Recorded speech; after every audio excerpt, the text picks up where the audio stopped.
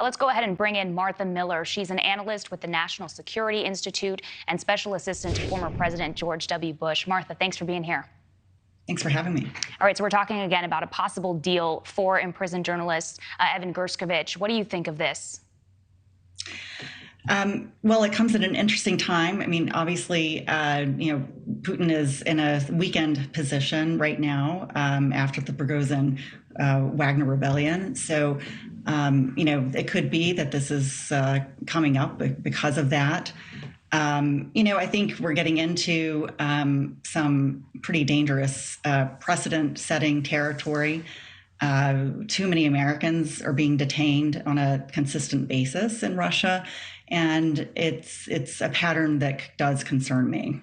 Yeah, talk about that trend a little bit, because, of course, we know most famously recently about Brittany Griner, her prisoner swap, and now we're seeing an imprisoned journalist in Russia.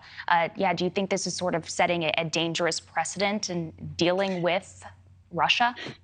To an extent. I mean, obviously, we're happy to bring innocent Americans home, sure. And that should be a priority for us. At the same time, what's concerning is it seems that Putin is getting the upper hand, and in these exchanges, we're basically getting innocent Americans home in exchange for bona fide criminals and bona fide agents of the Russian GRU and FSB. So it's not the Griner exchange. It was great to get her home, but it was not a fair exchange. And my guess is we're probably looking at something again that is not going to be to the U.S.'s advantage, albeit obviously we want every American home safe.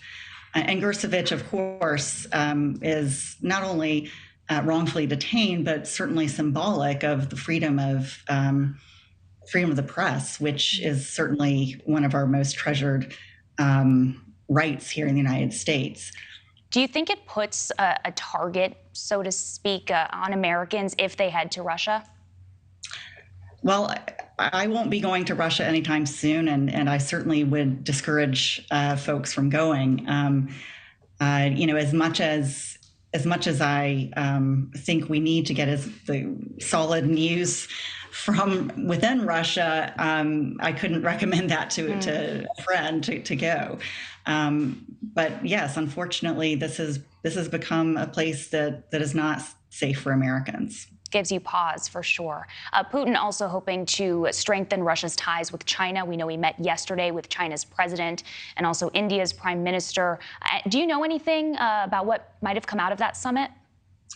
Honestly, if I were an advisor to Putin, I would be afraid of what my day is going to be like after that. I don't think anything came of it. I think, in fact, it was a big disappointment if you compare it to the show of solidarity that was demonstrated in last year's meeting. That actually gave Putin a PR boost. This one was done virtually, which certainly muted any sort of PR gain that he could have gotten from it. All right, Martha Miller, thanks for joining us. Thanks for your insight here. Thank you. Thank you for watching. Go to newsnationnow.com to find News Nation on your television provider. And don't forget to click the red subscribe button below to get more of News Nation's fact-driven, unbiased coverage.